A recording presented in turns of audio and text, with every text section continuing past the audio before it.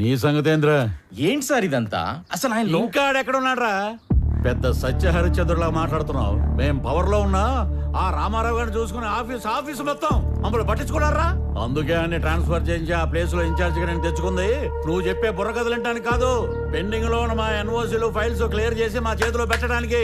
Sir మీలాంటి వాళ్ళు ఎవరో కోర్టులో వేసిన కేసుల వల్లనే ఆయన ఇంకా రిలీవ్ అవ్వలేదు. అసలు ముందు మీరు రామారావు గారిని వాడు వీడు అనకండి సార్, నేను ఒప్పుకోను. ఒప్పుకోపోతే ఊరేసుకోరా. అయినా నువ్వేంట్రా కొత్తగా ఈ మధ్య పొద్దు తిరుగుడు పూరా ఆడేపు తిరుగుతున్నావు? అంటే రామారావు గారితో పనిచేస్తే చాలు, ఎవడైనా సరే నిజాయితీ మాత్రం పుచ్చుకుంటారనమాట. ఇవన్నీ కాదురా, ఇప్పుడే ఫైల్స్ క్లియర్ చేయలేదనుకో నిన్ను ఆఫీసుని మొత్తం తగలెట్టి బూడిచ్చేసి తీసుకెళ్దామని చెప్పి మంది మార్పులంతో వచ్చా. సార్ ఏంటి సార్ ఇదంతా? రే ఆడ మీద పెట్రోల్ పోయండి. ఇప్పుడు అవుతారా పనులు? ఈ ఎడంకన్ను కొట్టుకున్నప్పుడల్లా నేను నేల కతుక్కున్నాను రా, ఏదో జరగబోతుంది.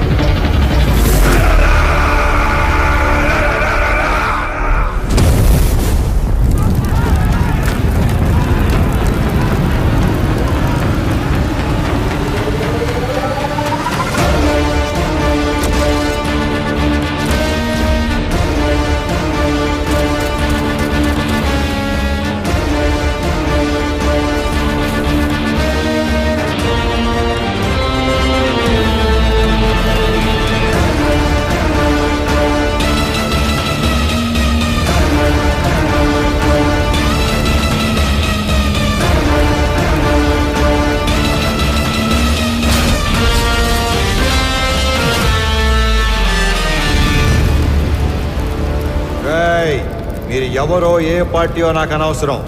ఎవరైనా సరే అధికారంలో ఉన్నాం కదా అని కొండలు తవ్వేస్తాం, చెరువులు పూడి చేస్తాం, అడ్డంగా భూములు కొట్టేస్తామని దౌర్జన్యం చేద్దాం అనుకుంటే అవుట్ అవుట్.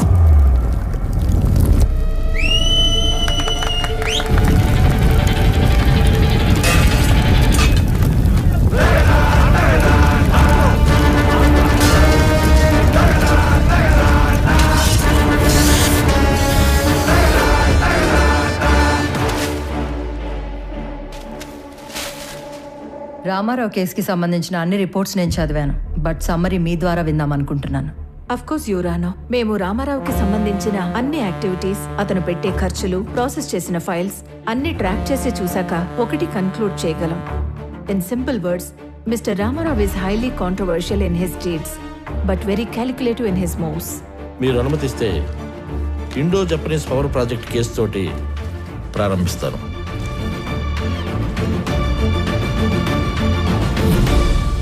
నేను కలెక్టర్గా సేవలో ఉండగానే భారత ప్రభుత్వం నిర్మించబోతున్న ఒక అణు విద్యుదుత్పత్తి కేంద్రానికి అంకురార్పణ జరపడం నాకు చాలా సంతోషంగాను కొంచెం గర్వంగాను ఉంది. మన ప్రభుత్వం చేసిన 3200 ఎకరాల భూసేకరణ ఈ విజయానికి కారణమైతే స్పెషల్ కలెక్టర్ రామారావు గారి చొరవ ఔన్నత్యం వల్లే ఇది సాధ్యమైంది అన్న సబబు.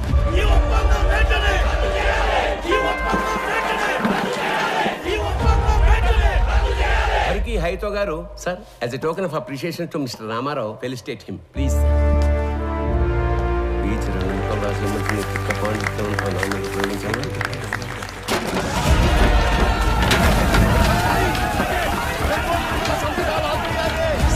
ఏమైంది?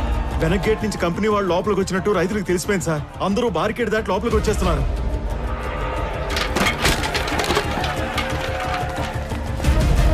కంపెనీ వాళ్ళకి సెక్యూరిటీ ఉన్నా ఎందుకైనా మంచిది, రూల్ ప్రకారం ఎస్పీకి ఇన్ఫార్మ్ చేయి. రామారావు సార్.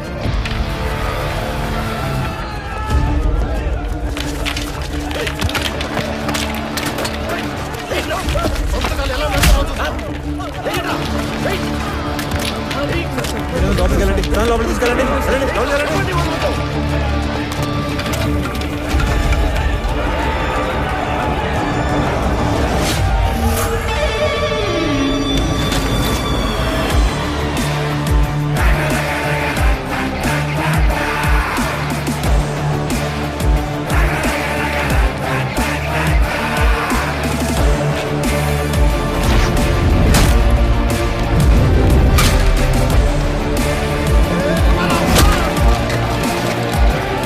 మొత్తం డబ్బులు కట్టి భూములు స్వాధీనం చేసుకున్న తర్వాత ఈ గొడవ ఏంట్రా? విప్లవం చేస్తాను అనుకుంటున్నావా?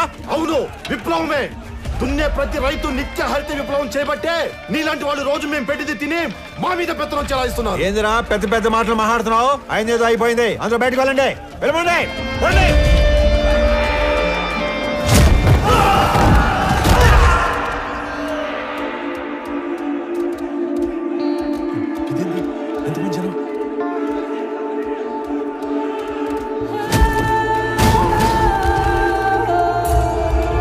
చూడండి, ఇది మనం ఊహించిన దానికంటే పెద్ద గందరగోళం అయ్యేలా ఉంది. వీళ్ళని మన వాళ్ళు కంట్రోల్ చేయలేకపోతున్నారు. వెంటనే ఎమ్మెల్యే గారికి చెప్తారు. పదండి పదండి.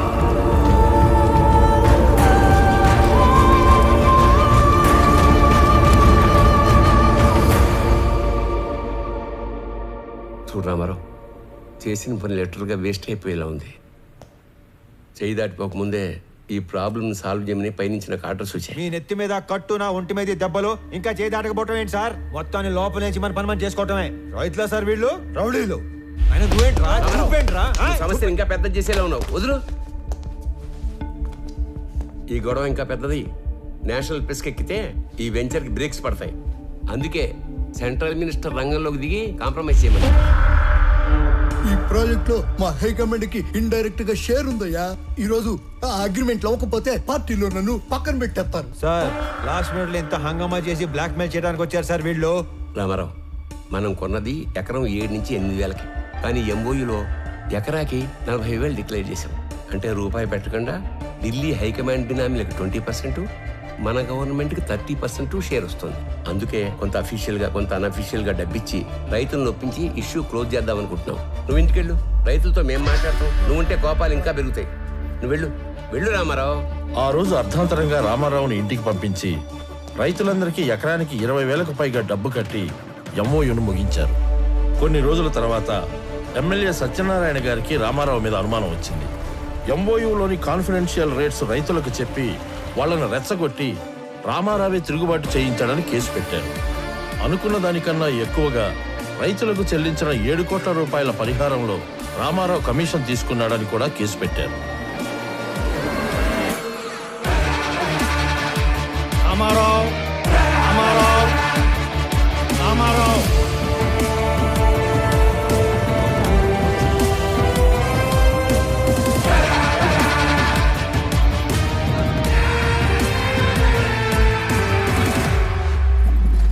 రామారావు గారు, జడ్జ్మెంట్ ప్రొనౌన్స్ చేసే ముందు ఆఖరిగా కోర్టుకి మీరేమన్నా చెప్పాలనుకుంటున్నారా? Thank you for asking your honour. నేను చేసిన తప్పు అయితే నేను చేసిన దానికన్నా 10 ఎక్కువ పెట్టుంటారు వీళ్ళు మీ ముందు. అదే నేను చేసిన మంచి అయితే చేసిందంతా వాళ్ళ మనసులో పదిలంగా పెట్టుకొని ఉంటారు. అంతకంటే చెప్పుకోవడానికి నా దగ్గర ఇంకేం లేదు యువర్ ఆనర్. అభియోగం మోపబడ్డ 17 కేసులలో 3 కేసులు క్లిష్టమైనవి కావడం వలన ఒక ఫ్యాక్ట్ ఫైండింగ్ కమిటీని కోర్టు ఏర్పాటు చేసింది. ఈ కేసులకు సంబంధించిన నిజానిజాల్ని నిర్దేశించి ఒక కామన్ ఆర్డర్ కింద తీర్పు ఇవ్వాలని ఈ కోర్టు నిర్ణయించింది. అన్ని కేసుల పూర్వాపరాలు పరిశీలించి కమిటీ ఇచ్చిన రిపోర్ట్లని పరిగణలోకి తీసుకున్న పిదప సబ్ కలెక్టర్ బి రామారావు గారి మీద మోపబడ్డ ఏ ఒక్క అభియోగం నిరూపణ కాలేదని ఈ కోర్టు తీర్మానించింది. ఆన్ ఎ పర్సనల్ నోట్, ప్రతి ప్రభుత్వ ఉద్యోగి పదవీ స్వీకారం చేసేటప్పుడు ప్రమాణం చేసే ఓత్ ఆఫ్ ఎలిజియన్స్ ని రామారావు గారు 100కి 100 పాళ్లు గుర్తుపెట్టుకుని పాటించినట్లు కనిపిస్తుంది. అధికారం అంటే సేవతో కూడిన బాధ్యత అని అర్థం చేసుకుని అతను చేసిన కొన్ని పనులు బియాండ్ డ్యూటీలా ఉన్నా న్యాయపరంగా ఉన్నట్లుగా నమ్ముతూ అతని మీద ఉన్న అన్ని అభియోగాలని కోర్టు కొట్టివేస్తూ తీర్పు ఇస్తుంది.